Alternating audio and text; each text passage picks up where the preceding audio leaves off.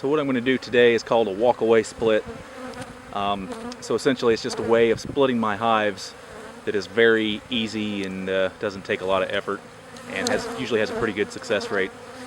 So what I'm doing right now is I'm going through one of my stronger hives, and I'm looking for a frame that has brood on it, and specifically a frame that has a queen cell or a supersedure cell on it. So what I've done is I've already gone through and I found one of those frames.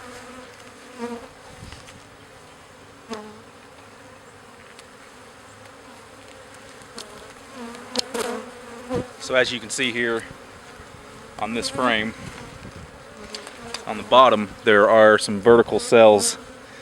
There's one here, there's a couple of capped ones down here, and basically those are queen cells. So those would be a supersedure cell. So once those hatch out, and actually there's some more up here too, so there's a bunch on here. What I'll probably end up doing is crushing a few of these and just leaving a couple. That way I don't have 5 or 6 queens hatching out and then all of them killing all of them, each other. So yeah, that's what I'm looking for. So now I'm going to make sure that the queen isn't on this frame, and then I'll end up putting this frame into my nucleus hive. Also, I'm going to grab a frame that has some good pollen on it, and probably a frame with some good honey, and I'll throw all those into my nucleus hive to give them a good head start.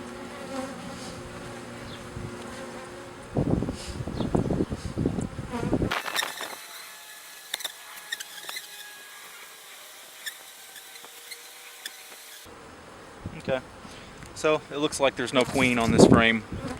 What I really want to be sure not to do is pull the queen out of this hive and leave it queenless. So all these frames I'm pulling out of here, I'm going to do an extra good job of inspecting them and making sure that I'm not removing the queen out of that hive, just because that'll cause more issues.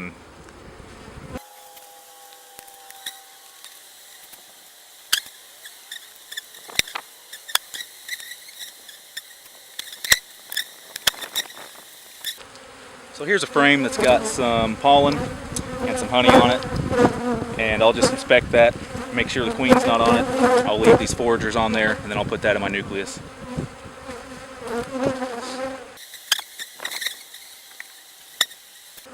This frame has some pretty good brood on it. Again, I'll make sure the queen's not on it, and then I'll put this frame in my nucleus hive.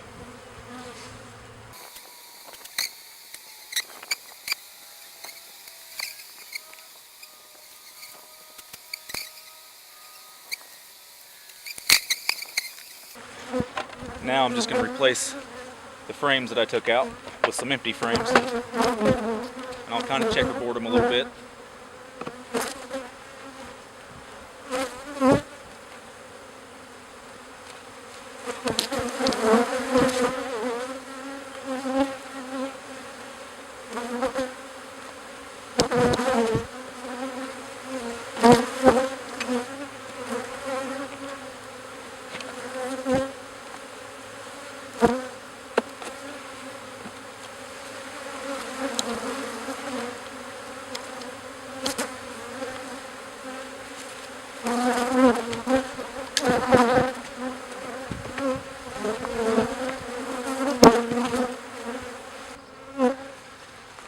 So now here's my nucleus hive. I've got a frame with brood and capped queen cells. I've got a couple frames of honey and a frame of pollen. Now what I'm going to do, close this up, and I will leave this hive alone for about 3 to 4 weeks. Maybe not quite that long, since the queen cells are already capped. Maybe about 2 to 3 weeks, and then I'll open the hive back up, make sure that there's a queen that is hatched out and that the queen is actually laying eggs. At that point, I'll transfer this nucleus hive into a full-size 10-frame hive.